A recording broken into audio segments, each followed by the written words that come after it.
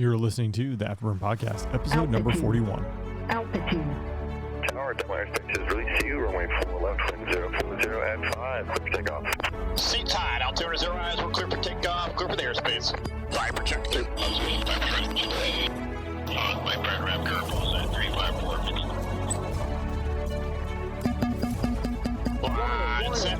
Viper 01, be advised, the restricted area 6002 is still active. Lights on. Next picture 16, 15,000, Viper 1 targeted. What's up, and thanks for listening in. My guest today is Ryan Motor Riley, my friend, Viper driver, and currently the commander of Det 24, which is responsible for Pilot Training 2.5. We're going to spend a lot of time talking about Pilot Training 2.5 today. We'll also hit on Motor's career. He's a former Thunderbird, multiple combat deployments in the F-16. He and I have flown several combat sorties together. So I had fun talking with Motor. Hopefully you'll enjoy this episode. But as always, before we get rolling, just a couple admin notes. Let's go and rip the Band-Aid off. Pretty excited about this one. New website designs up, afterburnpodcast.com. Shout out to Seth Louie for the design there. I think he did awesome work. But you can swing over to afterburnpodcast.com. The website will grow, but right now at a minimum, you can find links to all the episodes. If you have a desire to watch the episodes that have been recorded, you can check those out there. Also, link to Patreon. If you're looking for additional content and support the podcast, you can swing over to afterburnpodcast.com and you can find links to Patreon. Again, that's some more content. But big shout out to all you who have taken the time to drop a rating or review over on iTunes. Last I checked, we're at 577 reviews, which is awesome. So I appreciate everyone doing that. It'd be pretty sweet to get to 600 by the end of the year. So if you have a few seconds and you haven't done so, feel free to swing over to iTunes and drop a rating or review. That helps the show grow. It teaches the algorithms and shows the algorithms, hey, people are liking this, and will hopefully show the podcast to more people. So if you can help me out with that, that would be huge. All right, now to talk a little bit about this episode and put a little context behind it for those who aren't intimately familiar, kind of with the scenario and the environment that we're talking about. So 2015, 2016, these are my opinions. There was a lot of discussion, a lot of energy that started popping up around pilot retention, specifically fighter pilot retention, but it was across the board. And the Air Force was looking, one, how to retain enough pilots, and two, how to produce enough pilots to fill all the fighter billets or all the cockpits, just period. So out of this era, there's a lot of things that are going on. There's the fighter pilot, the pilot retention efforts that are going on, as well as efforts to figure out how to maximize production of pilots. So there are some perceptions, and this is my opinion again, but I think it's what we saw or what I saw in the squadron. The Air Force was trying to pump as many people through pilot training and put them in fighter cockpits as fighter training squadrons could possibly absorb. The F-16 was one of those cases where the F-16 schoolhouse had the most absorption capability. So a lot of people got pumped into the F-16 in that time frame.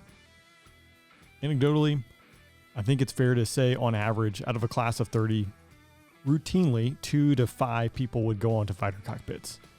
There were periods during this 2015 to 19, and maybe it's still going on today, where that number was significantly larger.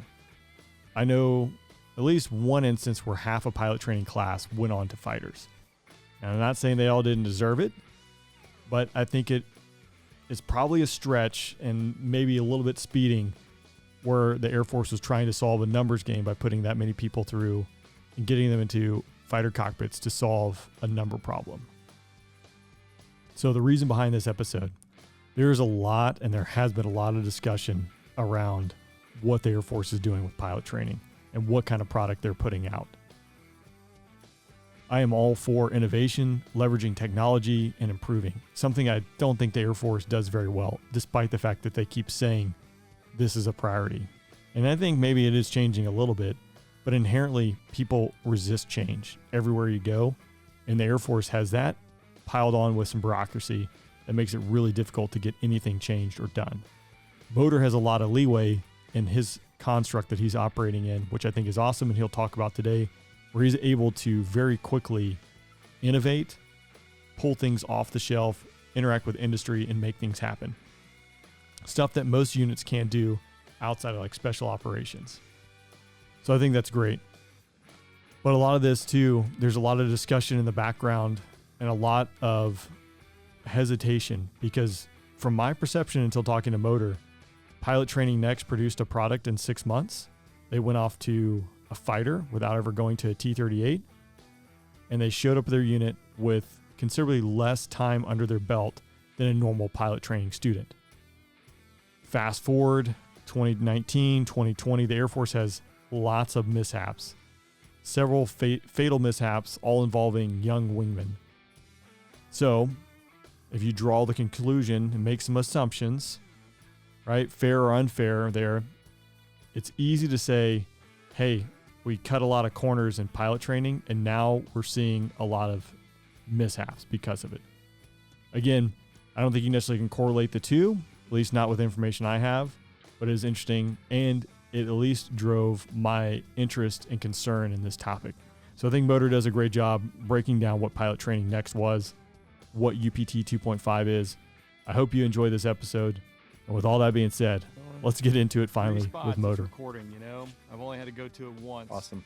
So, Motor, thanks for joining me on the podcast, man. It's good to have you on here, and I'm looking forward to catching up and really talking about Pilot Training Next / UPT 2.5 because you're the guy who's kind of making it all happen. So, again, thanks for joining me on the podcast. We're rolling into it. Will you give everyone just kind of a quick snapshot of your background, who you are, and a little bit what you're doing today? Yeah, Ryan, it's awesome seeing you again, man. Yeah, I'm Ryan Riley, go by Motor.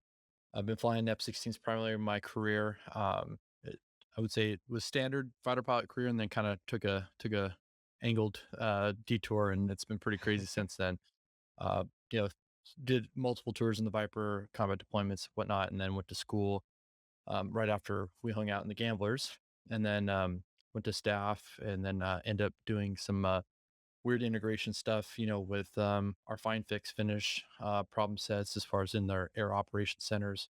I got to do some exercise stuff to really kind of to figure out how our whole government works. And then from there, got pulled in to do some of this innovation stuff.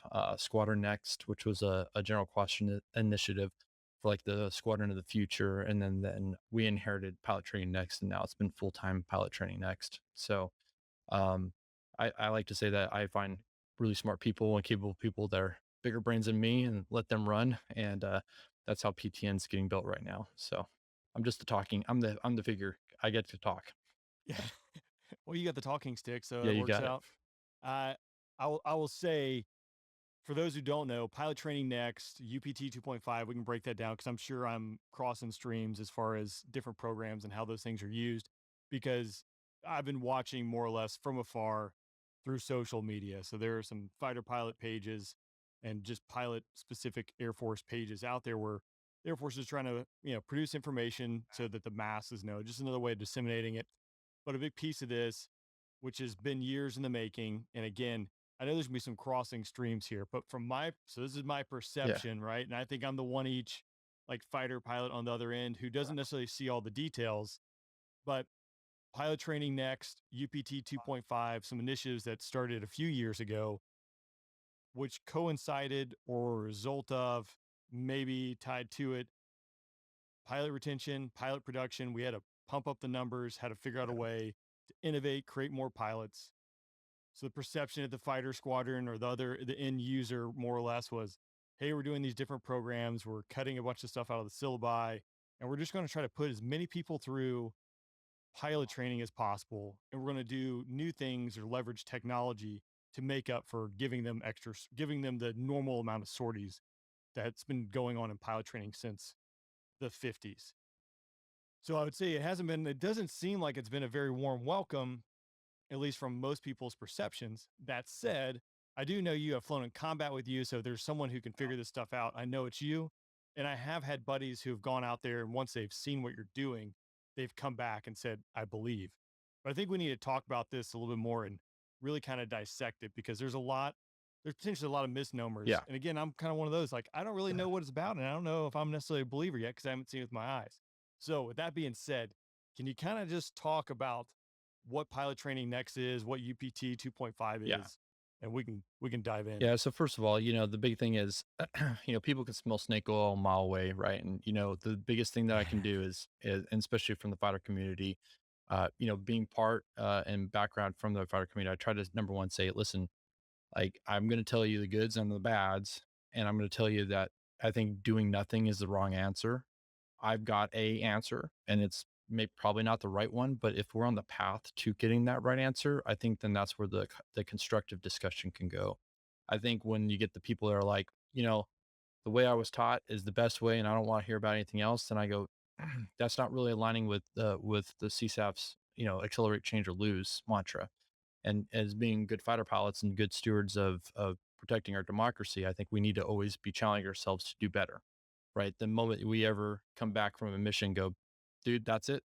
I reached it, and probably shouldn't be flying. Right, and so I kind of take it from this. This is like a really challenging problem that we have in the Air Force. Right, we have to solve. Um, we have resource constraints, we have global engagement stuff that we have to do, and that's way above our pay grades. Right, so Right. the pilot crisis is, there's part of it which you and Paco had discussed as far as there's a retention issue, and then there's of course the pilot production. And so, AETC, Education and Training Command, owns pilot training, right? And so pilot training is at least the production portion of this. But I look at like modernization, like and having an Air Force where we are giving the best quality of instruction, the best hardware, the best tools and tech. I think that also helps in the long run with retention. That it means it shows that we are investing in our future. We're investing in our current cadre, our IP cadre, and from your fate background, just remember there's the grind, but there's also that sense Yep. of accomplishment when you are getting somebody that gets it, the light goes on for the first time, right? All these things are really vitally important. I believe strongly in them. That's why I'm do what I do. So to, pilot training next was started, I think the idea was kicked around in 2017, 2018. They got serious about it. And it was one of several innovation debts that AETC had started. And they put pilot training next, the initial cadre, up at Bergstrom Field up in Austin for a reason. They wanted it off of a military base to just clean slate design, right? I mean, think about pilot training in a completely different manner, and that was great. There was a lot of the, I would say, the bones of PTN that currently are going through and now starting to scale through UPT 2.5, which we'll talk about in a second. That all started there. Those guys did awesome then. That was prior to me showing up and prior to a lot of the folks that are here at Det 24 doing that. That was really exciting. Most of the tech that they were using was just commercially available, gaming rigs, commercially available hardware. Just put it all together, see how it works, right? And the thing was it's an experiment, and I think that that's a lot of what gets lost a little bit on the Facebook sometimes is they hear what I'm doing under this roof, which I have a sandbox. Like I get to play with stuff, and I get to try to break the stuff and see how it works in a military training environment in these small group tryouts, these experiments. So like PTN version 1 class was an experiment, right? And so what we get out of that, we look at what can scale, what doesn't scale, what needs more work, and that helps inform scaling actions that the command's doing. I think the big thing that I try to highlight to people is like, don't get so hooked or wrapped around the axle about what I'm doing currently in Det 24 activities, which is wrapped into pilot training next. What we should all be really excited about is that AETC is actively changing and modernizing. We haven't modernized. We've modernized hardware several times, right? When we switched to T37 to T6 early 2000s, that was a modernization, but it was only a hardware modernization. We kept the grade sheets the same. We kept the academics the same. I mean, shoot, we're still doing computer-based training, right? CBT means you go to a computer lab, you sit down at the computer lab, you do your little login, and you do that only there. We did that in the 1990s because nobody had a personal computer. So, the fact that we're changing and modernizing is like, yes, like I'm excited about that. And that's what I try to highlight to people, that we're actively modernizing everything about UPT, and we should be going, yes, this is the absolute what we need to do. How we do it matters absolutely in the details. So that's kind of like the impetus of PTN, and really UPT 2.5 is what the folks in the fighter page and folks out there in the CAF and MAF, AFSOC, all that, they're going to see the product primarily of UPT 2.5 and through the pipeline versus what the few classes that I produced with PTN. And so there's a lot to digest and break down there. I think is a point that we all like tend to gripe and moan about how the Air Force just doesn't change or do things, but this is like one example of where they're trying to actually do stuff and embrace technology and make change. So I think that's a really good thing. And like you said, like we have modern technology. I said it with Paco's podcast, like being a FAPE, back then you couldn't let a student go to a sim, or you couldn't go to an extra sim with them if they're having trouble in their Yeah. ILS or whatever it might be, because that'd be a syllabus deviation. And that's dumb. Like, why wouldn't you go spend time in a simulator, which would be cheaper if it was available, and then save a ride later on? So there's that. So I think it's good. Some things that pop out, right? Like obviously this thing initially popped out, and then through the bro network, I think, because I know I've heard it of buddies who are teaching out at Holloman who have had some of the initial, I think it was the initial cadre of or the initial class of Yep. PTN that went through. There were some like really Mhm. weak swimmers, according to them, they like barely made it through, but then they still made it through, right? That doesn't give any credibility or warm fuzzy to the program, what's going on. I think it is important Yeah. what you said, like this takes time. So I do have a question, like, what is the timeline from like, all right, we started this in 2017. Is UPT 3.0 going to be the final one? And we'll do 3.1, 3.2, just some updates as it goes along. Like what is the plan there to get to a point where it's a viable product?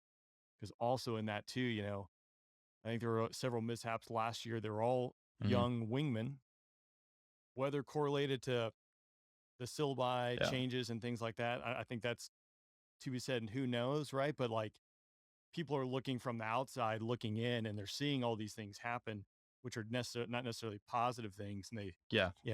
jump to conclusions, rightfully or wrongfully, that hey, we're making a lot of sacrifices and cuts on training just to get Yeah. production numbers out. So So, you got any thoughts on so that? there's a lot of impact there from that perspective. So let's start with the PTN version 1, 2, and 3 classes because I think that's really important. So the original go do was, remember, they were all up their TDY to Austin. So that meant that per the joint travel reg, they got to do it in 179 days. And so, that first class, all the instructors and the students were all held to that 179-day limitation. So that was, I think, a one driver of, can we do this in half the time with the T6 using modern technology and methodology, right? And so what I mean by that is, number quality instruction. So there was a focused instructor development plan for each of these versions that our instructors go through. So it wasn't pulling just line IPs. It was line IPs and then saying, hey, let's talk about adult learning theory. Let's talk about student-centered or learner-centered training. And really harness, because we have a lot of preconceived things that we do. The whole like, hey, at least when I went through UPT and even through, and really until I was like a major, like it was like, all right, I'm gonna think skinny and I'm not gonna ask a lot of questions in the brief. Maybe I'll do it in the pre-brief or the after over at the bar, but I'm gonna kind of be quiet because if I ask a question that makes me look stupid, then they're gonna dig, and then guess what? I'm gonna hook the ride, or I'm gonna have to do this again. It wasn't until like my second or third like spin up as a major, as a IP, been down range a couple times, and like, hey man, I think it was like I was trying to remember one of the guys I was flying with Shaw, and he's like, I don't know, maybe we should do this again. I'm like, I'm gonna fly ACM like one more time in the next 6 months. Let's do this one again, right? And so the learner Yeah. centric is really trying to empower our students to like, if you don't understand the question, please, I'd much rather take this time and even step late, 10 minutes late, to get that light bulb to come on versus wasting a whole lot of JPA and both of us being a little frustrated on the backside of that. And that requires us to talk, not less, but there's more of the, hey, I'm going to tell you what you're going to do. I'm going to tell you what you're probably going to mess up, and we're going to go do this, versus like, hey, I got to get in your brain. Even if I have 10, 15 minutes in the UPT environment, in the fighter world, you get kind of spoiled with, hour and a half brief, 2+ hour debrief, right? You've got the time. So how do we pull the perception, decision, execution, errors, and put that in a 10-minute, 15-minute format, or 20-minute, whatever I have in UPT, and use that. So from that perspective, there was a lot of PTN that is not just hardware, because I think all too often we get trapped into it's shiny things. We are a force of widgets. We love our widgets, right? And the widgets are important. We've got to have them, but we really really need to invest in our warfighters, right? And so that for me is an investment paying forward, is making sure our IPs, our instructors have more tools, and we have focus on that. So PTN version 1 was 179 days, and then they did send the fighter bound folks to Kelly for a couple of additional Viper rides, and then they went to their FTUs. And we did have a couple. We had one so one said, "Hey, I'm not ready for this to follow on," and then one did wash out. And those are the only washouts for the entire program. And then you have a lot of version 2. Again, each time the methodologies changed and updated, so we learned from our mistakes, failing fast, and then we did version 2, and then we did version 3. Version 3 was the only version that had a modern cockpit. So we had the T6Bs that we borrowed from the Navy, and then we had them, especially a software kick from Textron. And so we had synthetic F-16 radar, a synthetic air-to-air, air-to-ground threat reaction capability, moving map display, etc. So really, we didn't get to try what was truly envisioned in the early days of PTN until version 3, which was 2020. So and we can talk about that a little bit, but since version 1, 2, and 3, and then FOST stuff that we've done, have all, I would say, below average to above average.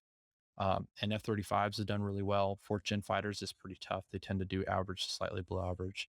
And then our mobility and our special operations have been all, I would say, trending average-ish, but we have some really stellar performers, as well as some ones that have struggled through it, which I have to remind everybody we're putting through. We take, at least for the last few years, we take just the normal distribution of student capability. So you're going to have bottom, middle, and top third no matter what you fly. Right.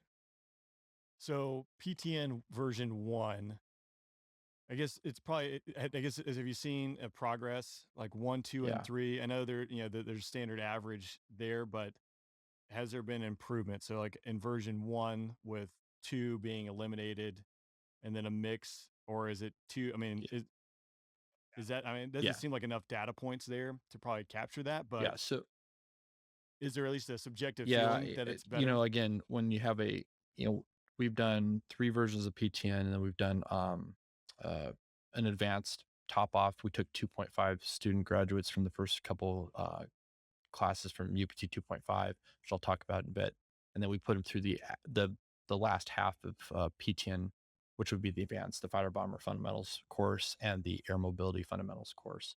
And I would say each time we do this, our tech is better, our knowledge is better, and our just executing is better. So I would say the quality of instruction is definitely better each time we do it. And from that portion, we've got a very small denominator.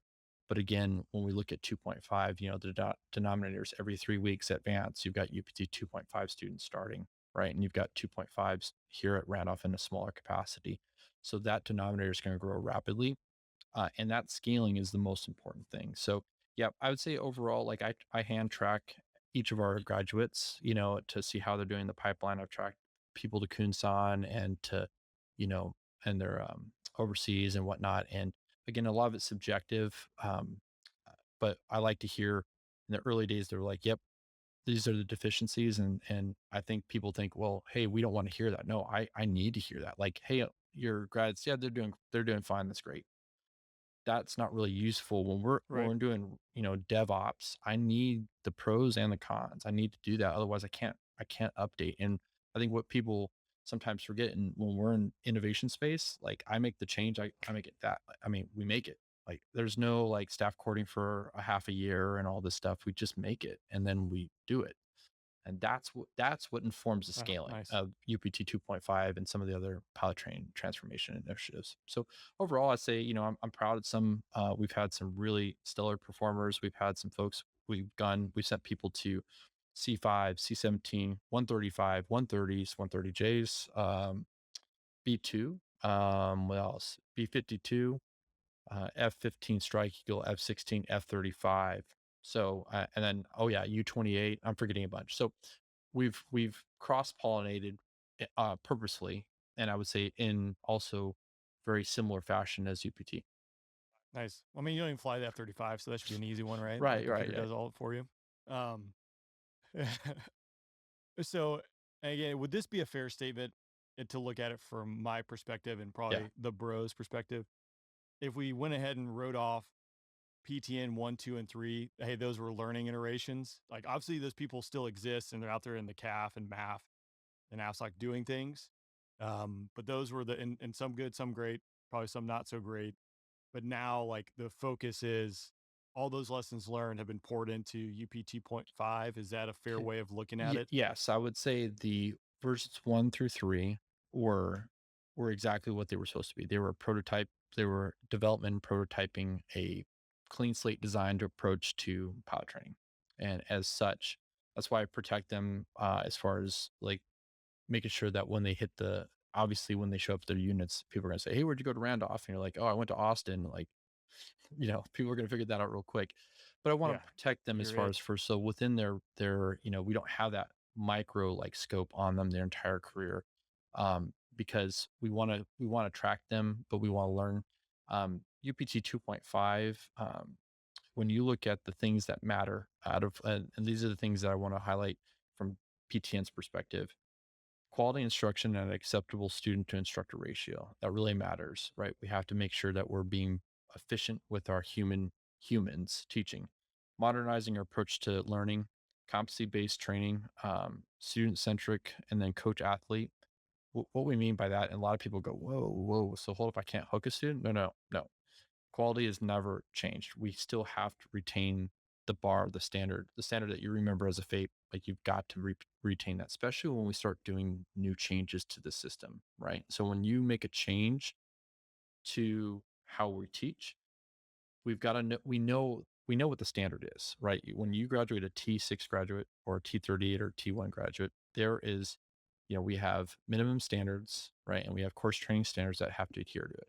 As long as we keep that and we hold the bar, then we're I'd say we can keep that trust with our MAGCOMs and our because really remember the CAF, the MAF, and SOF are our customer. Um, with that, things like I'm going to talk to like remember academics, dude. I didn't drink coffee until I went to the B course, and it was death by PowerPoint for 8 hours a day at Luke, and I literally couldn't stay awake. Like I just I'm monkey brain, man. I'm like you gotta keep it exciting for me, Yeah. right? Um, Yeah, no, you know, too same, too same. Yeah.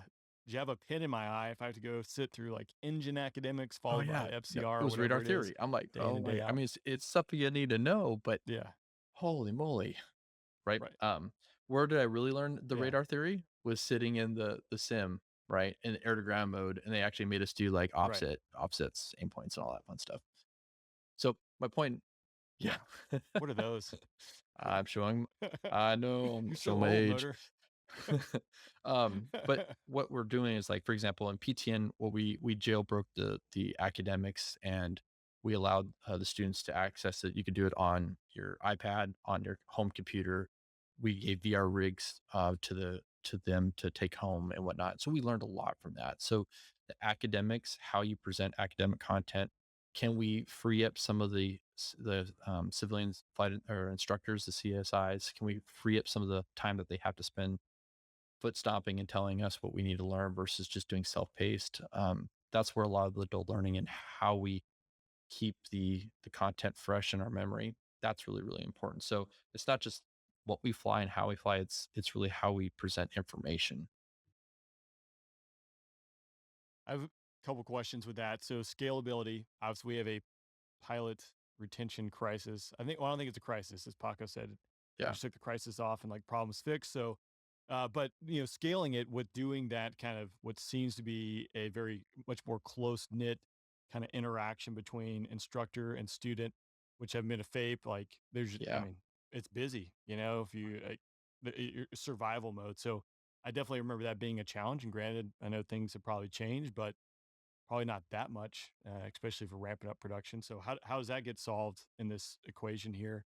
And then I would like to talk, is the goal too, is it leverage technology and then remove actual flying from the syllabi? Because what I'm seeing too is like, hey, you're doing T6 only, T6 IFF, and then straight to the Viper. Like Mhm. maybe that is a great thing. Maybe it's not. I definitely remember my first T38 ride Yeah. going from the T6 to the T38, and I was still sitting on the end of the runway, I think, when we got into airspace. So, um, it's just it's different, and not saying that you couldn't scale that in a Viper or whatever, you know, next Yeah. platform they might be moving on to. But I think those are some of the things that pop into my mind. And I'll also anecdotal throw in there, like Okay. Mezer's mishap, never Yep. having gone to the tanker, shows up to a CAF unit. How many CAF instructor pilots are qualified really, like, are B course level instructors when it comes to getting onto the boom? Because probably like most people, like me getting onto the boom for the first time it was a significant Yeah. emotional event. So, cutting things out of the syllabus, that's the perception when I hear Yep. UPT 2.5 or S- PTN. So, and again, I know Yeah. there's some apples and oranges there. It's not completely fair, but that's definitely a concern. So, how does the technology solve that It was, problem, or well, does it? number one, it can't, it has to be a holistic approach, right? I mean, we just can't throw technology at this problem. So I'll work backwards, target backwards on this, because 2.5 is really important to understand that when the B course gets a 2.5 graduate that goes to T38s, which that syllabus has been modified to accept the additional competencies that they show up with, they're coming with 100 T6 Okay. hours, about 95 to 100 and change. So let's just call it a round number because I keep things simple. 100 hours. UPT Yeah. currently, Slow. the non 2.5, I think it's around 80 ish, 85. So that's an additional 15 Okay. hours. And then what I also told people with PTN, it also applies for 2.5. It's not just the hours, it's how we're using those hours that's really, really important. So we have this mission phase. So like when you have to put it all together in UPT 2.5, it's called the mission phase. So instead of the block training that we went through, where it's like, okay, we're going to do loops to music. Well, no music, that follows later in our career. Yeah. Loops to music, then come Yep. back to instruments, and then you do formation, low level nav, right? And then, but once you graduate, like it's no like, oh, we're going to put it all together, and you're going to, well, with 2.5, it's more like what I think makes sense to you and I, as far as we're going to brief a two ship. We're going to take off. We're going to go to the MOA. We're going to do two ship basic formation. There, we're then going to do a flight split in flight, and we're going to proceed to separate approaches, and then we're going to land at an outbase. We're going to rebrief. We're going to do two ship low level, then back up to the MOA for a flight split or up initial or whatever, right? And it's over. I mean, so these check rides are not what we went through, right? And so where it's like, I don't care anything else. It's formation today. I am on for formation. And so, Right. um, what we're seeing is you have to build, I think it forces the airmanship decisions that really you didn't see until, I mean, if we were calling a spade, I mean, until you go to red flag, or like you have to take a Viper off base and like go or you're downrange and you're like, how do I get from keypad X to Y? That's where the airmanship is really developed. I mean, as far as, because like if you take off at the same place, you go to the same airspace you always go to, right? I mean, you've seen it. Like if you don't even look at their in-flight guides, they have them there, but they have everything memorized. That's not airmanship. Yeah. That's repetition, right? And I think we need to be very specific with what we call airmanship. In repetition, you can get a lot of people to do one thing or two things in repetition. What real airmanship is, and this is, I think, me personally, from watching this here at this level and also being in the CAF, I think airmanship is when I have a set of tools, I have a toolkit, and I am applying them in a unique way that I've never been taught specifically. So I am in a situation I've never been in before, but because I have these tools, I can take them and use them in a way I've never really actually done before, and make a safe, smart decision that allows me to complete the mission. But that's really what airmanship's about. It's about it being in a dynamic environment. We can't script everything. And so when you remove some of the scripting from UPT and you let the students choose a little bit more, choose your own adventure with, I would say, with the training wheels, right? Because that's what we apply. You let them learn. And Yeah. we've got to shift the mentality of just hammering them like, oh man, dude, this is a really push up scenario, man. I don't think this is going to go well. Like that's not setting them up for success, right? If I want to kind of like reward risk taking. Like we talk about making smart decisions and risk. Well, Yeah. we have to breathe that into our product from day one. So if someone comes up and goes, here's my generic one each plan, and this other student comes up and goes, hey, I got this push up plan, but I'm a little uncomfortable with X. Where do you think me as an instructor is going to be like motivated? Where's my motivation going to be? Let's do some learning.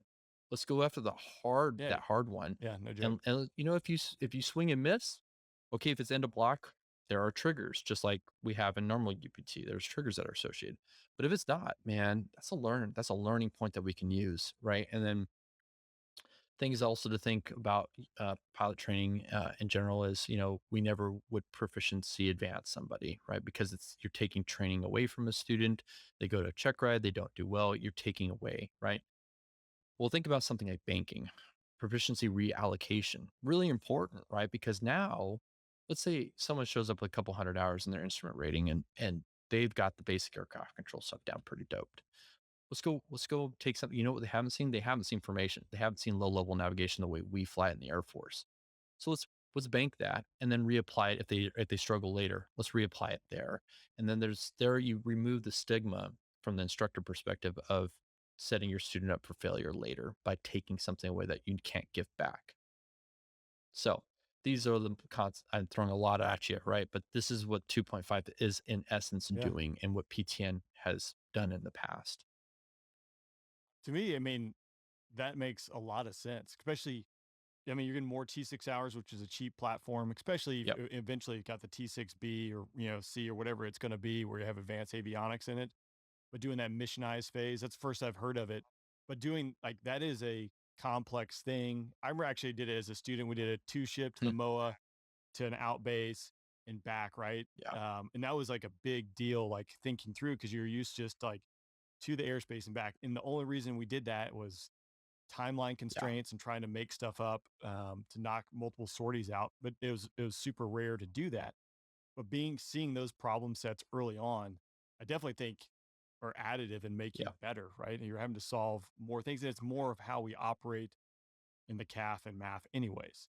I do think, you know, just hearing you describe it in my mind, just like I'd chop pilot training Yeah. next away. Again, I know those people exist, but again, that was kind of like the learning experience, and I'm sure they're going to go have great careers. But really, it seems like the line in the sand to start measuring it would be 2.5 and seeing the graduates how they perform in the B course, how they perform going on to, you know, into the math and things like that.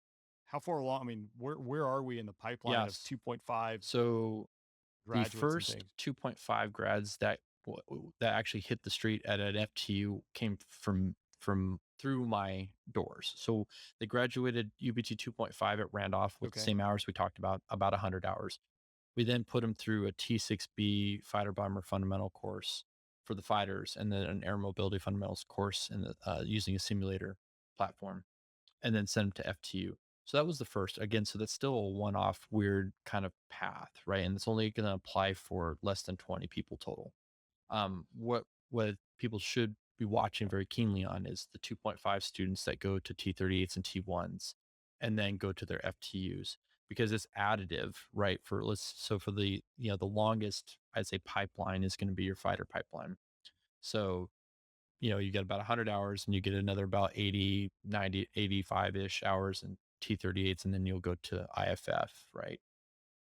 I think that's going to change. And this is a little bit of vision casting, but I think, you know, the T7 is a really capable platform, but it's going to take a long time to get in numbers that will actually change again how many people we're pushing through. You know, it's just like the T37 to T6 on ramp. It took a long time.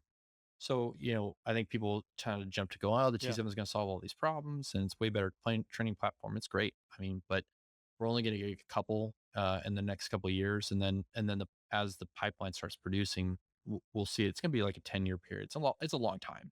You know, it's not just 1 year we're flying 38s and the Yep. next boom we're all in T7s, right? So, um, Well, I mean, it only took 21 years to get the KC-46 refueling a Viper. So, yeah, exactly, nailing right. it. And so for us, I think the T6 platform is going to be additive.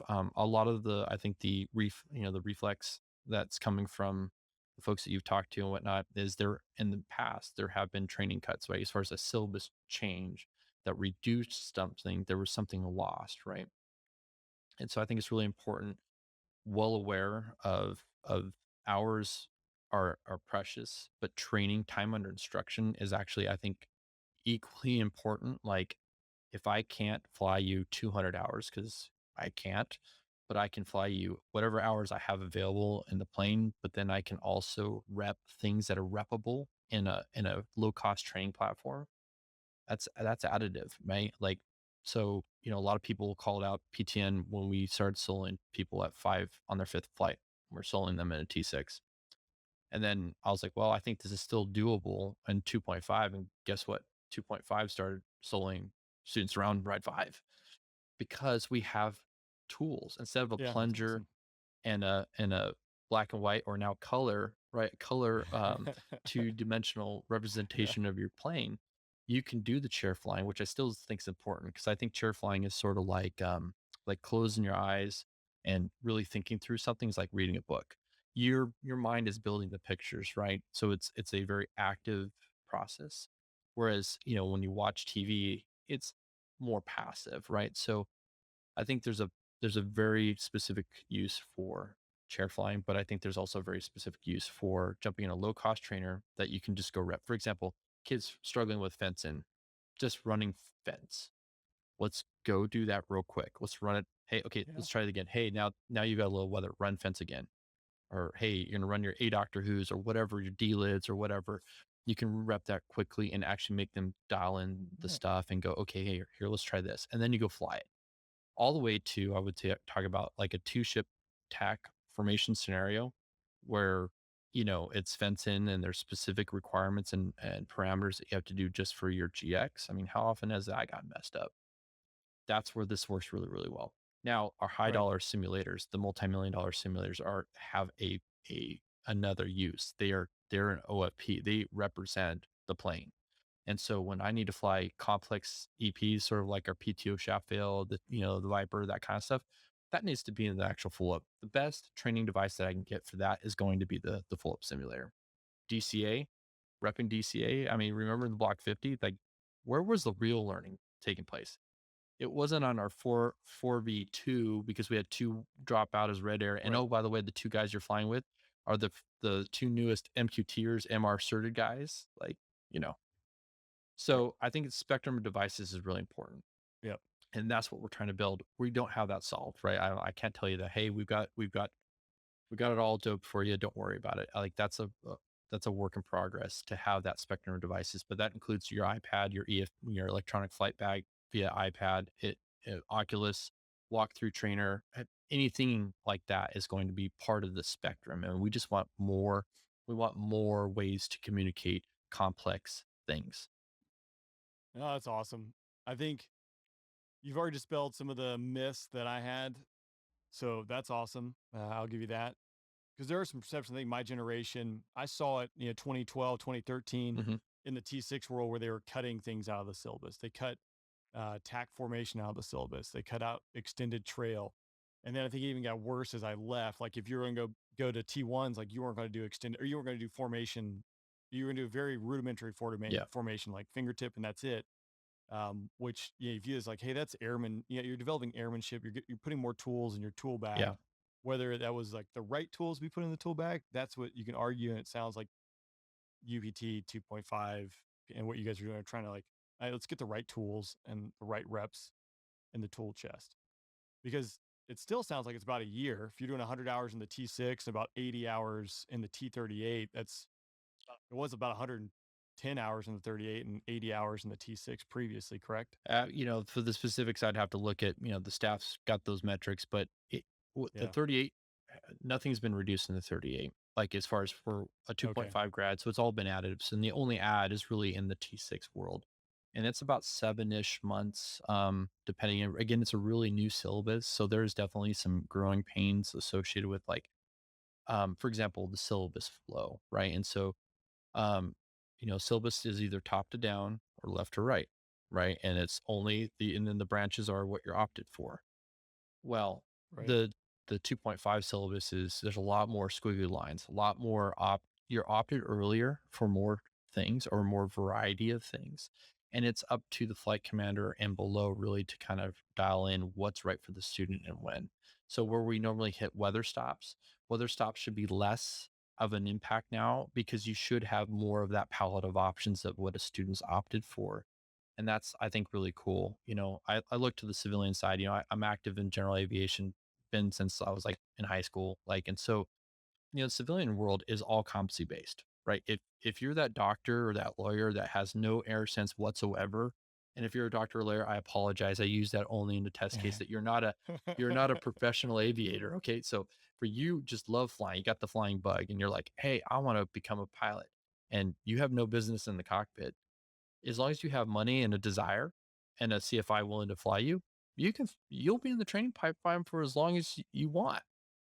I think the key Right. thing that makes it challenging for us in the Air Force is we're producing professional airmen. We're producing professional aviators. And so what that means is we have a time and a resource constraint. You do have to get this in a certain amount of time, or we get to the point where we can no longer put resources towards you. And that's when we wash out students. So the washout's still going to occur. There's no such thing as like, walking through like, the coach athlete. Well, I don't know what sports you guys played, but I remember face mask, the whole like coach in my face, like get your stuff together. Yeah. I'm not talking about that either, but what I'm saying is we're not coddling. I want to make sure that's really clear that we're not training for global war and terror. That's not the mission set that we need to be focused on. The pipeline, and when I mean the pipeline, from the time of sessions all the way till you're flying combat or you're combat capable, has to be focused on peer level threats. And that means ill-defined problems with resource constraints and with probably communication problems where you're going to have to make mission type command decisions with the best of imperfect information, right? And I mean, I think that's the best thing that we can strive to do, and we've got to start that from day one. So is the goal of PTN or is the goal of UPT 2.5 to produce better pilots, or is it to produce more pilots faster? Yeah. Or is that fair? That's complex, right? I mean, uh, from my level, like what I've been trying to help with the solution aspect is I'm trying to figure out how to become more efficient. I think that's what Det 24 is trying to do is trying to modernize and buy back efficiencies. But right now our limiting factor is humans. Like we've got a lot of planes, but we have, and the ACC, AMC, AFSOC, they supply us primarily with instructors, and of course, then we have first assignment instructors, right? That we retain for a few years. But we also have a civilian instructor shortage as well, right? So a lot of the places that, and I think that's somewhat generational, and I think that's my personal thought is like 20 years ago, a lot of folks, if you retired out of Laughlin or you retired out of Altus, you're like, cool. I really don't want to move. My family's, yeah, we kind of like it here. Yeah, I'll do the CSI thing. I think Yeah. generationally, what we're seeing with folks is they're willing to move more, even as a civilian, and they're willing to they want to live where they want to live versus where the job may be. And so that those are all way above like what I can help change. But I think again, a unique way of problem solving this is, hey, in my unit, we're looking at remote simulator instruction, right? And so we're prototyping like, hey, how would we do remote simming? Like, and right there, technically we can do this. Like we can do this.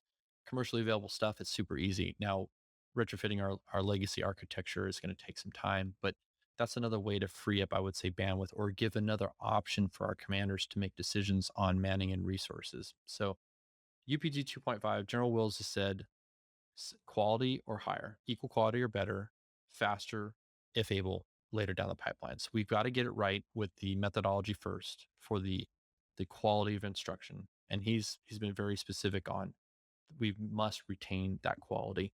And then if we can figure out how to use and get more efficiencies and speed, that's going to be there.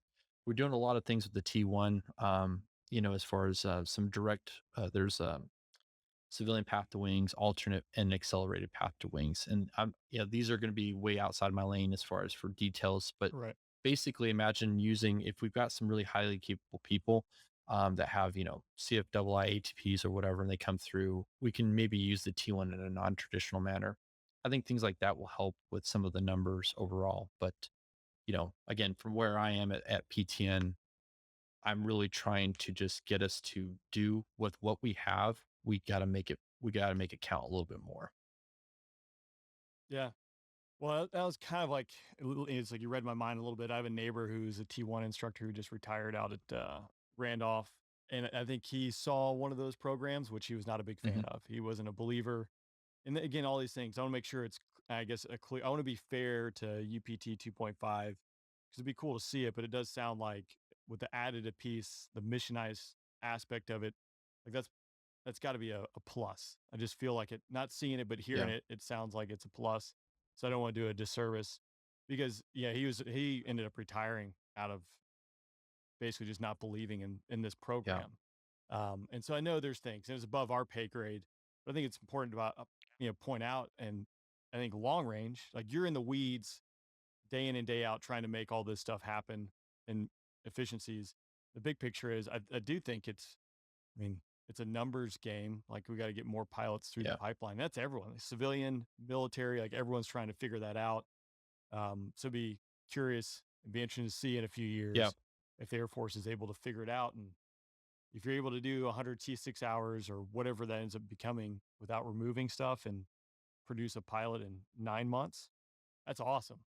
Um, and I think it's one of those things that'll be interesting to see. And that's where I think a lot of people are like kind of hesitant Yeah. about it, but it seems like it's like the right stance, at least taken in on the current path it's at right now. Yeah, and that's what I'm challenging anybody that's associated with training, all the way through teaching an MR wingman. So yeah, our brand new IPs. If you look at the CAF, what they're dealing with right now is the is because we have such high turnover. You know, you're making instructors at least at the FT locations at 500 hours, 400 hours. You know, they're they're pretty young in their weapon system, right? And so from my perspective, we are all going to have challenges in our pipeline, and all of the pipeline, at least from the fighter flow, has been pretty stagnant for a long time.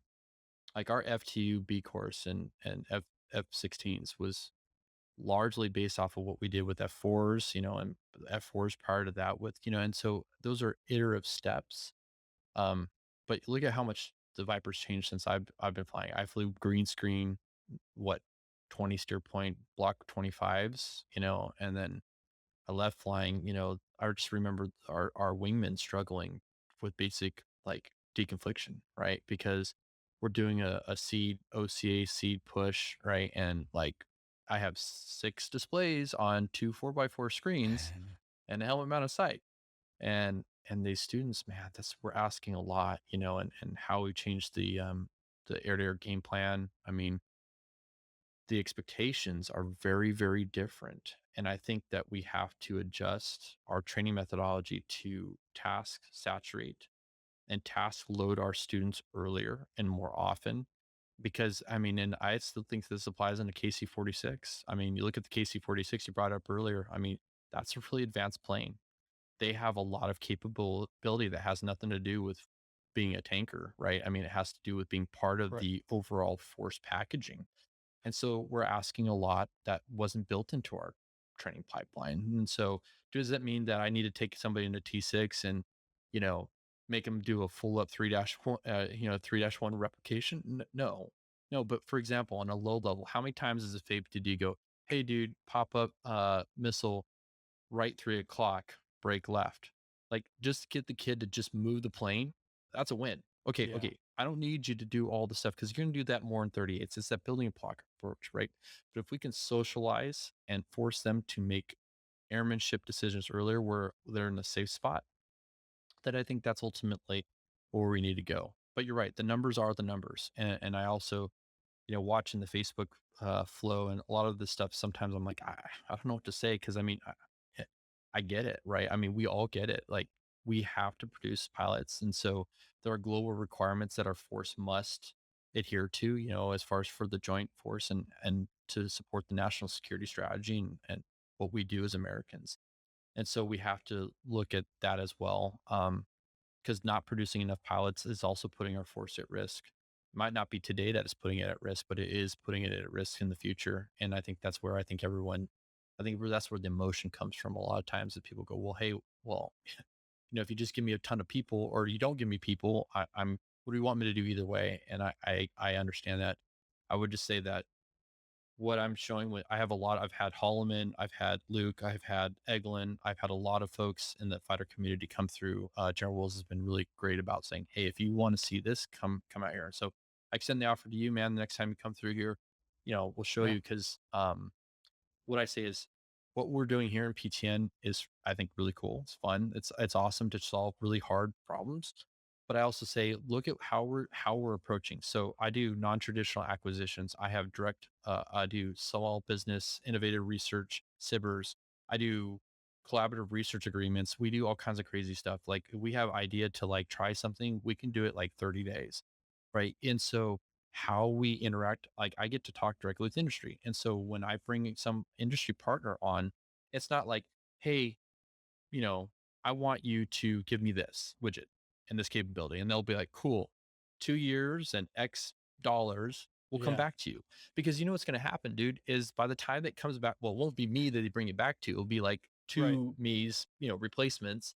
And Yeah. this guy or gal is going to be like, what is this that you just gave me?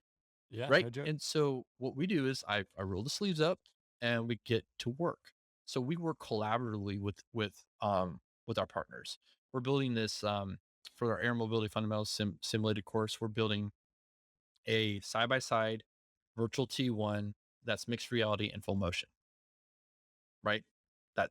We can't go buy that. And it's four companies and us building that. Here's the thing, because that sounds so Yeah. awesome. But again, I mentioned it earlier, like Paco with his newsletter. I think it was last week's episode or newsletter, and it kind of diagrammed out this the KC-46, the procurement. And, no kidding, it was going through the bidding process. And obviously, this is a much bigger problem than even at the 4-star level. Like, that's what they're dealing with, our procurement process. So it'd be interesting to see. When does I did the MC-12 bit too, which was it kind of fit this model, like go get off the shelf stuff, like do what you need to do to get it done. A commander could write a check and procure whatever he needed, especially in the beginning. It's like you hope. Like, I know there is a trigger point when it trips into the normal way of doing business. It's like you hope it's like set up and dialed in, because I think I remember I got the first F-35 brief out at Nellis. And this was 2013, and they just stood up the weapons school, and they were kind of talking. They talk about the targeting pod. The contract. Like, well, it's worse than a sniper because it's 2003 spec, but we got to wait to the next iteration to write that in the contract. So that sounds amazing. It'd be amazing if that's how we functioned with everything. But You buy risk with that. And so, Rain, I would say, just from that perspective, to put it in a little bit more perspective, 1999, when I was a freshman at the Air Force Academy, back in the day, they talked about how all of us were going to fly F-35s. Like, oh, you're going to fly F-35s, right? Because, and they briefed us, and it is exquisite technology. The F-35 just simply does things the F-16 just can't do, right? And same with the Raptor, right? I mean, so when you talk about amazing capability, and yes, you bring up the sensor pod, right? But there's a whole lot of other stuff that's like, oh my gosh, eye-wateringly amazing. That's gonna take time. But like, for example, the MC-12, there was risk associated with that. Very similar to the U-28. When you just buy a PC-12 and strip it out for the first couple iterations, you're going to take some risks doing that. But guess what? Commander's intent and risk were balanced, and that made sense for the MC-12 mission. I think. I mean, you know it better than I do, but I think that was a good blend of operational risk management and fast procurement. But also, it's like, it's a good blend. It sounds like, I'm not in the office there with you, but if you botch something, they know who they're coming for, or if you do well, like it's you, right? Like, you see like good things come to fruition underneath your command timeline, or bad things, right? Versus the guy who's there 2 years later, like he bought the risk and he doesn't even know it yet.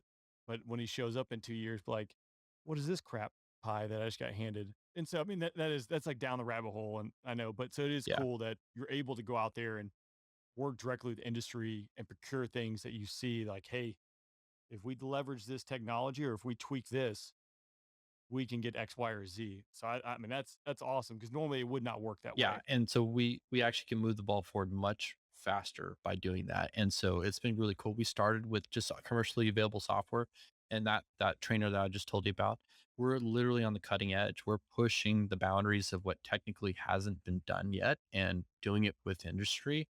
And by the way, because I'm associated with every step of the way, I know if I'm staying on timeline, I'm falling behind, what my contracting mechanisms are. I have a lot more control, but it's easy to do with the hardware, right? I think hardware and software are the two things that are easy to do. The harder, the more time consuming one is taking academics like the PowerPoints and building it in such a Yeah, manner that you and I just don't go, oh, like how fast can I click yeah, through this? Right. And so like my wife, dude, she's an amazing she loves academics. Like if you're like, hey, would you like to get your doctorate? She'd be like, oh my gosh, it'd be amazing, right? You tell me that, I'm like, like I want to go fly. I want to do something nope, like with my hands. I want to do something. And so how do you build academics that can keep people like us engaged? I think that's really, really important. So there's so much stuff within this, and like we just started on this path again, kind of wrapping it back to what we talked about an hour ago is I'm just excited that we are actively empowered to start changing pilot training for the better, right? And there's going to be things that aren't going to work. Like, and I think the biggest thing that I can tell for folks, especially in the fighter community that haven't seen this, like if you ever come through Randolph, come out, swing by here, swing by the 559th or the 560th, and or the 435th IFF, and go check out what they're doing, what they're hearing, because each step of the pipeline has different problems, right? What affects the T6 doesn't affect the 38, which won't affect the T7, so, and the T1 is a whole nother thing, so the big thing is, what's worse, doing nothing? Because, oh, by the way, when I took over a little over 2.5 years ago, I had the historian pull a T-38 grade sheet from 1968. It's the oldest I could get. It was 68 or 65. It was yeah. Vietnam era. I kid you not. And I posted it next to a T6 and a T-38 current grade sheet in Tim's. 90% the same. I 90%. I believe it. I mean, because I Yeah. mean that was one of my biggest gripes. I think leaving active duty. Right, there's so much resistance to change. And we can kind of transition because I mean I said demo right, like first world Yeah. problems, right? I mean just like doing a photo shoot, Yeah. it was just the insanity that it took to get through there and the hoops you had to jump through, and like apples and oranges that like doesn't even account compared to the problems you're trying to Yeah. work through now. But there's so much resistance to change that it's cool to hear that people are finally embracing the fact that maybe we can leverage technology and do things maybe slightly different that are maybe more efficient. And I get it. You got to take some Yeah. licks and you got to stumble here and there. And I think that's probably a lot of the perception I've had is everyone talks about the Yeah. failures, right? Like no one's telling me like, hey, we had these PTNers come through Holloman and they were Well, amazing, right? Because no one yeah. goes through it, Yeah. is like is amazing B course. But Yeah. um, that's cool. That's cool to Yeah, hear. it's been a crazy ride. It's been a lot of fun too. I will say, all right. So I got one more thing about UPT 2.5, unless you want to talk about anything else, and I'd like to kind of talk about Motor's career because we got to go out there and fight ISIS together. We got Y- to, you got to wear a tight flight suit. Mine was still not tight, but Yeah, do loops to music. The last thing, UP 2.5. Whoever made the video about no helmet fires existing, I don't know if that was Air Force PA because they're notorious for throwing flankers and MiGs all over every kind of yeah. propaganda we have. But I mean, it's those type things that kind of is like, yeah, like the only thing I remember, and I was a Oh firestorm on yeah. Facebook of getting rid of helmet fires. Um, it doesn't sound like you're getting rid of helmet fires in UPT. Was that a bad sales Yeah. pitch or is that a No true man, thing? I mean, what's the dude. deal there? Like the washout rate of PTN is 10% higher than what it was in UPT. 2.5% right now currently is higher than historical averages on the washout rates. So absolutely not. Like, um, yeah, I can't speak for how that specific phrase got in there, but I was part of that like discussion, and it got very heated, as you saw, even with I laugh at that because I'm like, seriously, okay, like you know me, like I I'm not going Yeah. to say, hey man, it's okay, like no helmet fires for you, it's fine, right? Because Yeah. I mean, think about the worst place that you can be in the Viper is have the helmet fire in the EOR. You're like, am I late? What's going on? Like that's terrible, right?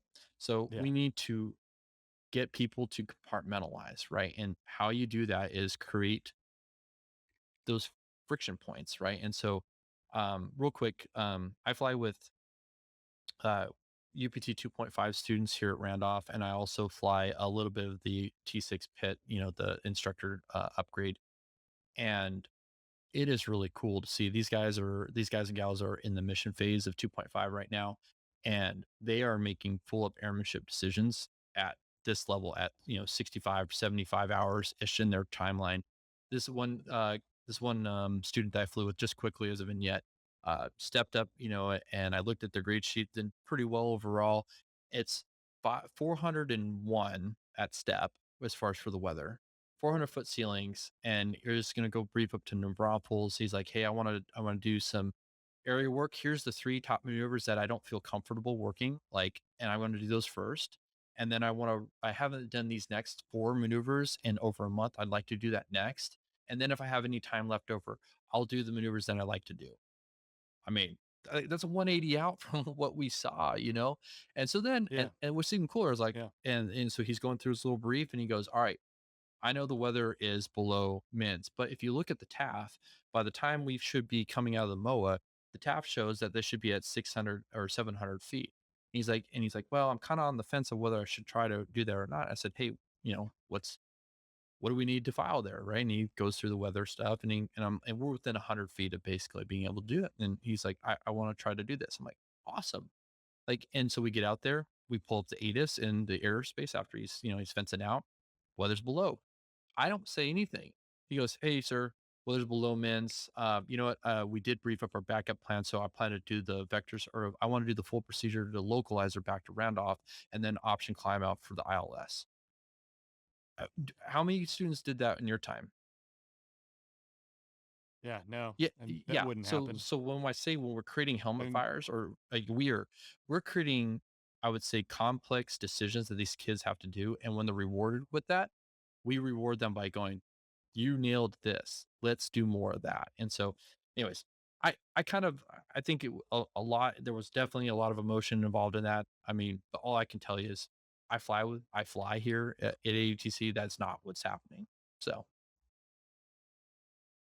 I believe you. I've flown with you. I know who you are. So if I have any credibility, which is none, but oh, thanks, I vouch appreciate for it. you. Yeah. Take it for what it's worth. Yeah. Nothing. Um, no, that's cool. I do remember that. I will say too. I know on the Facebook page, like Satan, Yeah, we 810 just had buddy him of out here. mine, he went out. Yeah.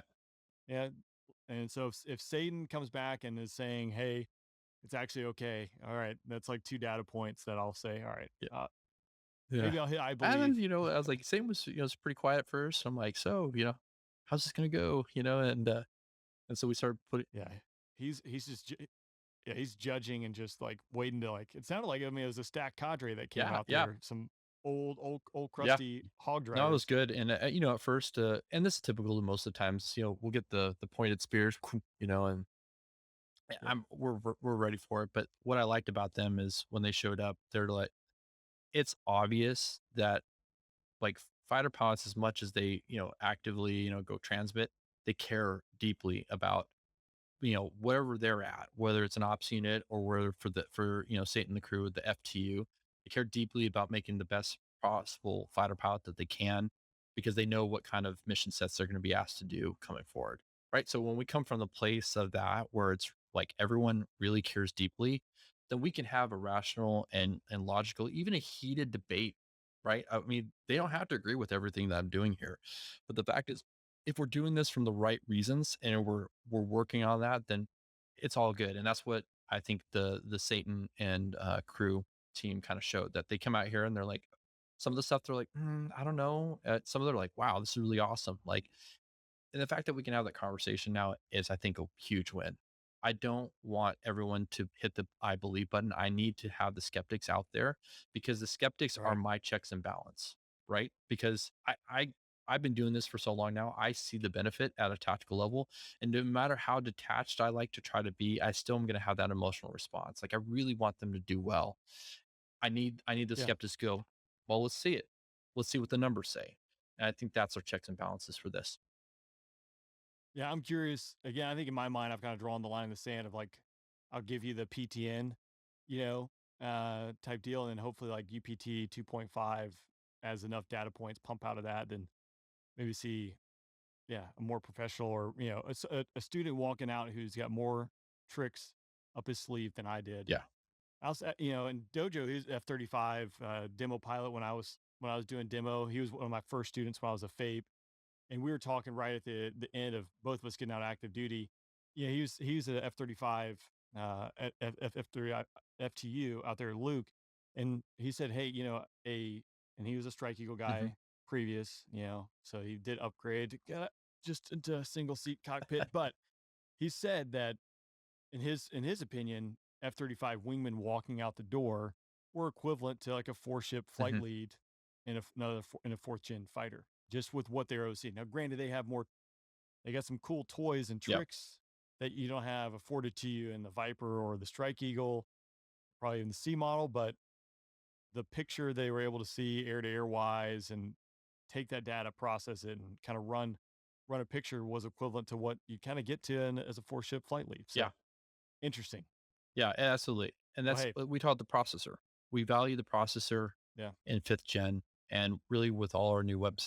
Have you seen the C-130J, the cockpit? I mean, wow. Yeah, I mean, compared to what the Herc used it's to be, it's crazy, you know? also the HUD is about the size of my desk right here, which I don't know how it's like how you see everything, Yeah. but yeah, I Yeah. mean, it's night and day, and that's again, I think it's really cool to hear all this and the ability to leverage technology. I am skeptical. I mean, I know it, and I think it's valid for me to be skeptical for when you're done or when it moves to the next Yep. phase. It has to be a very viable product, because I do see scalability issues here. Like there's only so many pilots that can come back and be instructors. Like that's going to be a limp pack. I don't see a way around that. Yep. Um, there obviously will be efficiencies that help. Um, but then when it gets to, when it crosses the line, will the grade sheet in 2022 be the same in 2052? Like that's the same thing that we have Yeah. to watch out for, because technology is going to keep improving. The threat's going to change. The equipment's going to change. So embracing that, hopefully this new innovation push will kind of continue to churn, and Yeah. we'll see where it goes. Indeed. I'll be dead. I'll be dead. So it's fine. Whatever. You'll be Uh, crushed in your rocking chair, like, back in the day.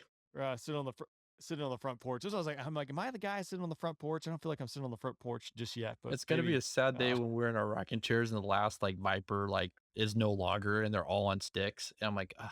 Like you see that with the Vietnam guys, like, and they're just like it breaks their heart. Oh yeah, they're like 62, 85, 825. Yeah, that was my plane. I'm like, oh my gosh. That's happening, man. That's yeah. happening right now. Well, I mean, what would you think the first time I saw the you know pilotless F-16, the QF-F-16 A, flying a around? piece Like of that was my a a pretty piece of me died surreal. that day. Yeah, you're like, oh, I don't know. I don't think I like I'd have no this. problem shooting down a Um, QF4. None whatsoever. You put me where a yeah, QF16, yeah, I don't want to do that. couldn't do it. Couldn't do it. That's what's Yeah. yeah. You're right. I mean, it's gonna be when you go to a museum, right? Like Mm-hmm. oh yeah, it's an F-16. I flew that. And like you're the old guy Yeah. now who's just like none of the. I remember when these were flying. Like oh man. So yeah, it Yeah. happens. What can you do? Yep. Well, hey, real quick, kind of want to talk a little bit about motor in your career, because I've consumed a lot of time talking about UPT 2.5 and PTN, which I'm appreciative of. Because again, you're the guy who knows, and everything else. I mean, I've mentioned a couple different times on the podcast, and again, I say I just don't know enough about it. So it'd be cool to come out there and see it in first Absolutely. person, and maybe be able to hit the I believe button. So we'll have to do that. But can you? So a lot of Viper time in your career, Thunderbird, a lot of combat deployments. We deployed together, Operation Inherent Resolve. Um, we got a podcast episode that's coming up at the end of the month to honor Pyro Yeah. who lost his life on our deployment. And so you participated in that too, which I'm appreciative of. Hopefully raise some money for Pyro's Wings, which is a foundation his family started to get kids involved in aviation, get them flying. So it's pretty cool. But that's coming up. So a lot to kind of cover with your career. But if we just kind of dive in a little bit, what made you want to be a fighter pilot? Because it looked cool. Yeah, there you go. You know, Did you want the Viper out of no, pilot yeah, training? little known secret is I wanted to be a C model guy. Oh, that it makes sense now. It Oh, all be makes sense. quiet. We can Oh, go in stop. this. So I started flying when I was 14. I knew I wanted to be a pilot when I was really, really little, and so I came from a small town. So I started working at the airfield for flight time, and so I started flying. So I came to the academy with flight time, and knew I saw I saw planes, and fast planes was where it was at, but then I saw the Thunderbirds, and I was a freshman or sophomore up in Broomfield, Colorado, which I think they still wherever they renamed it, but up there. And Yeah. once I saw the planes, F-16, I was like, wow, that's awesome. And then I wanted to go C models because like I wanted to be the best air to air, right? And Yeah. my best friend in the world, he was we grew up together actually, and Wayne Frost was the crew chief for the wing jet at Luke Air Force Base, and I was a cadet, and he had talked to the wing commander saying, hey, my best friend, we're like brothers, he's the academy, and could we get him in a Viper ride? And so no kidding, like my best friend growing up, as a crew chief on the wing jet, says, hey, call this squadron. And so I came down on my leave or whatever, spring break, my freshman year, and got a Viper ride. And it was a BFM, and it was a fan fly, or, it was like, I forget who I was flying with. He's like, dude, if you throw up, I'd just go call Mike and basically shut up. Don't talk. I'm like, okay. And Cool. we flew BFM and it was awesome. Like once they did that, and he's like, so what do you want to do? And I still remember that. I wish I remember the guy's name. He goes, what do you want to do, man? And I said, I want to be in the fight. Like that's really at that point, like in where I was in my thought, I was like, I want to be in the fight. And so he's like, well, C models, man, they're really good, man. They're really good at air to air. I mean, he gave him props, but he's like, you want to be in the fight, you need to go multi-role. And I was like, okay, sold. So then he's like, you got three choices: A-10 Strike Eagles or F-16s. And I'm like, and I had the flight in the F-16. I'm like, this is it. And so Yeah. yeah, so that's how my vector towards the Viper happened. Yeah, that's awesome. He saved your life, just Yeah. but yeah, so right, I mean, obviously out of pilot training into the Viper, what was your kind of path from base to base there? Yeah, a little non-standard. I volunteered to give some leave to get through pilot training faster because some dudes were having like a year waiting, and so I didn't want to Oh, wait. geez. So I Yeah. gave up, 14 of my 60 days from the academy, which a lot of people told me I was stupid for doing, but I was like, I want to get to pilot training. So I went to Moody for T6s. So I sold my Yeah. first solo was a 12-hour plane, like literally smelled new. It was amazing.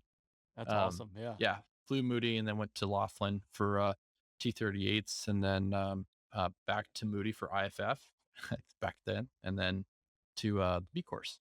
And then they said, hey, if you want to get really good at being a fighter pilot, go to Korea first. So went to Osan, and then Osan Hill for a couple, Operation Iraqi Freedom tours, 2007, 2009, and then back to Kunsan as an instructor then. And then from there to picked up for the Thunderbirds, right? And then so what was really cool about the Thunderbirds was I got hired pretty young. So I came off the team as a captain. And so I got to spend about a year and a half flying as an aggressor.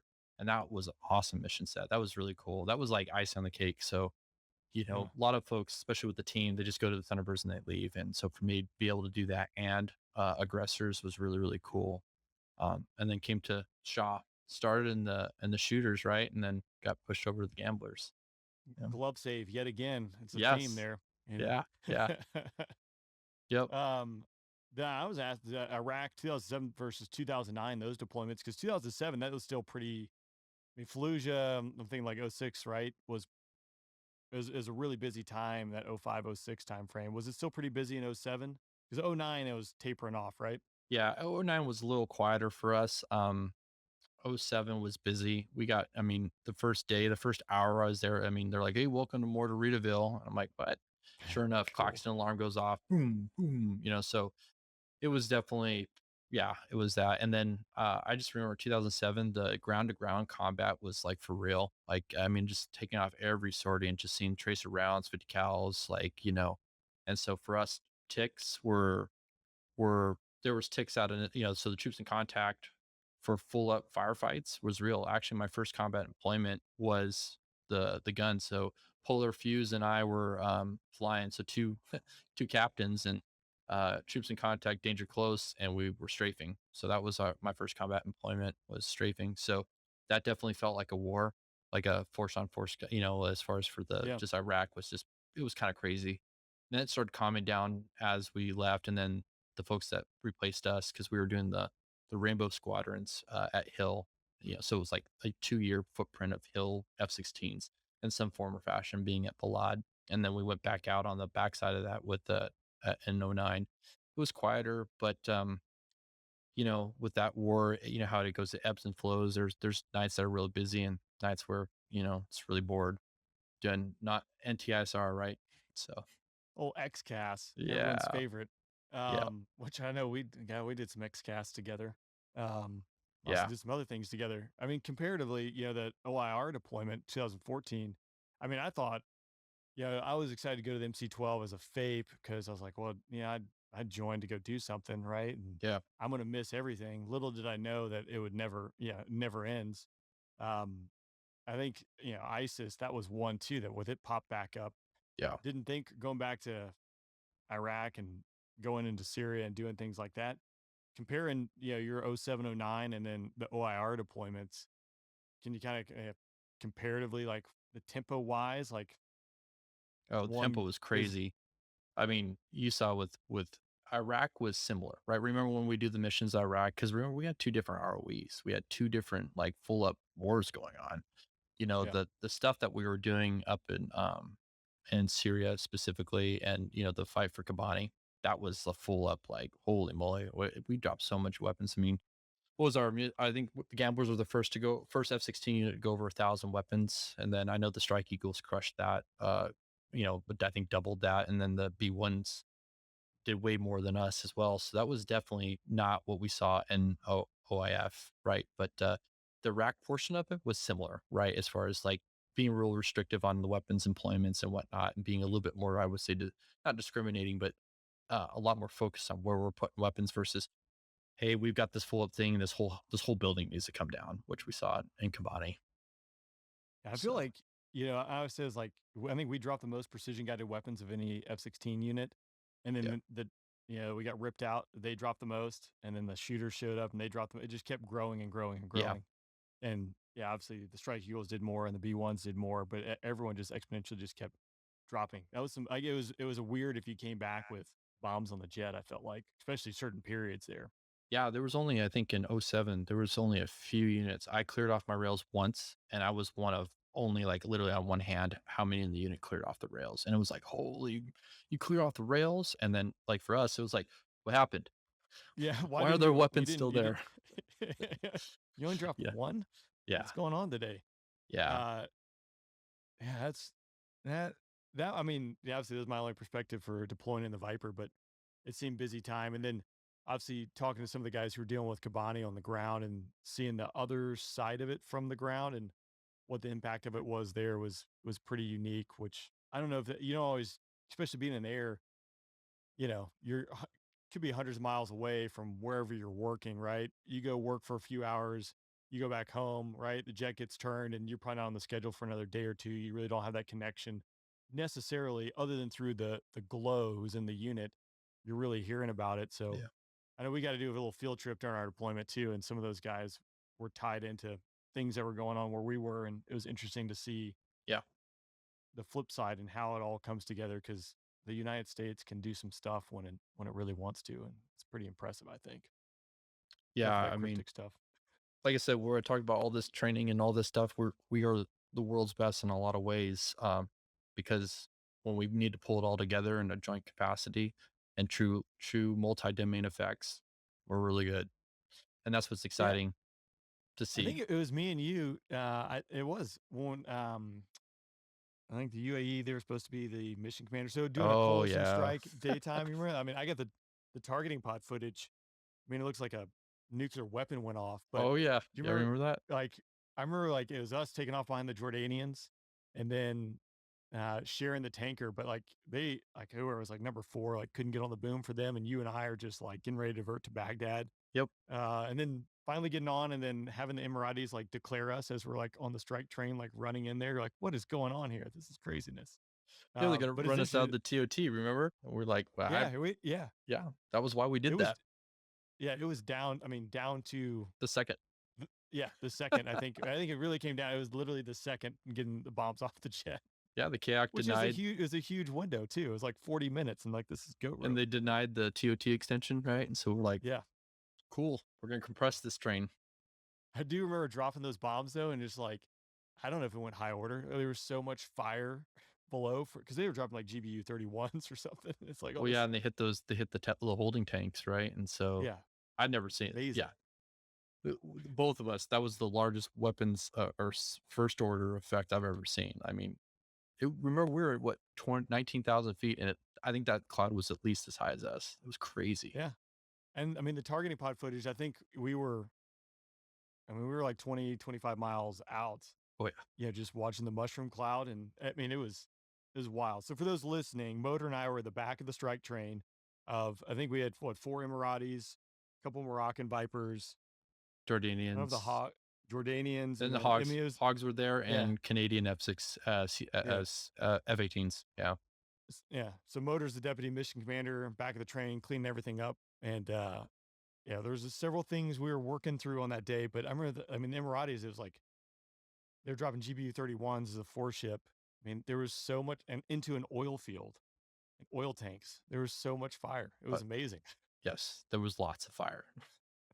I was like, I don't know if my GBU 38 did anything here, but I'm going to count it.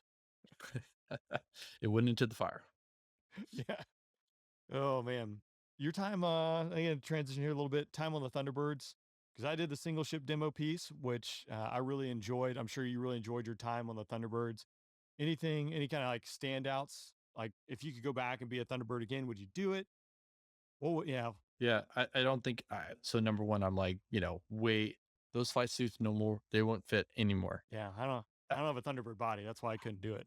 Nope. Yeah, Not anymore. But no, the Thunderbirds was, I think it's one of those once in a lifetime opportunities for me. As far as just the stars have to align. I mean, I applied.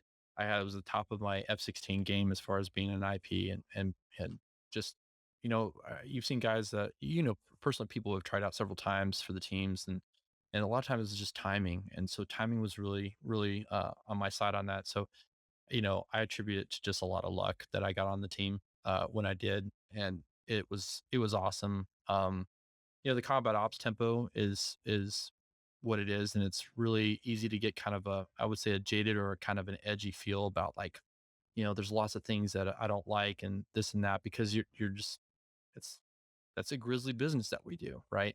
Yep. And being able to hang that up for a couple of years, right? And talk about, remember the feelings, remember the feelings of what drove you to want to serve, right? And as I get older now, I look at more of like I made choices that brought me to where I'm at now, really not knowing the long term, like what I was doing. I just knew that I wanted to fly something fast and I wanted to serve my country. But I look back now and I go more of the pride of being an American and being a service member, being able to wear this uniform. I'm feeling the effects of that because, although I don't feel like I'm old, I'm training 24-year-olds how to fly.